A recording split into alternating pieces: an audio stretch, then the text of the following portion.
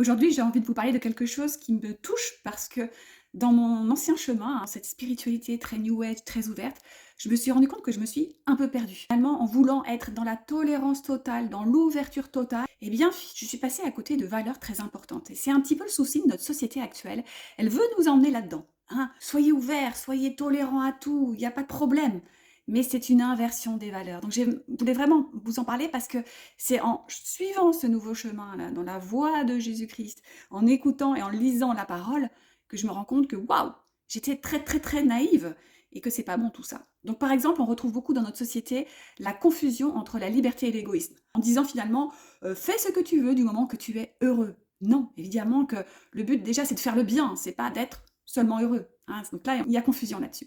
Il y a aussi la banalisation de tout ce qui est rupture et donc de l'engagement. Voilà, on divorce, c'est normal, on fait nos expériences, c'est normal, tout le monde le fait. Un enfant, finalement, qui a ses parents divorcés, il est plutôt normal, et cetera. Donc là encore, inversion des valeurs.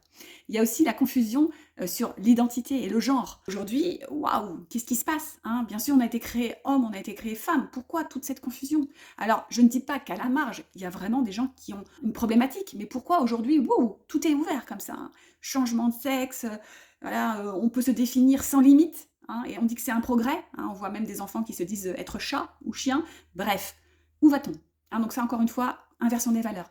Il y a aussi la dévalorisation de la vie humaine, hein. Vous savez, ce côté, l'IVG, l'euthanasie, les manipulations génétiques, hein. Finalement, sous couvert peut-être de, je sais pas, peut-être de la peur, du confort, et cetera, on préfère plutôt être dans la destruction de l'humain plutôt que d'être dans l'accompagnement. Parce que parfois, oui, il y a des cas où cela est utile, mais souvent l'accompagnement, eh bien, sera vraiment meilleur. Il y a aussi, l'inversion du bien et du mal, hein. Dans notre société, on le voit bien dans les films, la violence, l'orgueil, le mensonge, tout ça, c'est pas un problème. Aussi, tout ce qui va être occultisme, sorcellerie, on voit bien avec les fêtes d'Halloween, les gens sont complètement manipulés aujourd'hui parce que j'ai vu encore, finalement c'était il y a pas longtemps, dans une petite ville, dans les rues, ces enfants, des petits enfants, dégoulinant de sang, d'autres avec des lentilles, vous savez, les yeux révulsés en mort-vivant, etc. Mais est-ce que c'est bien tout ça? Est-ce qu'on se pose des questions par rapport à ça?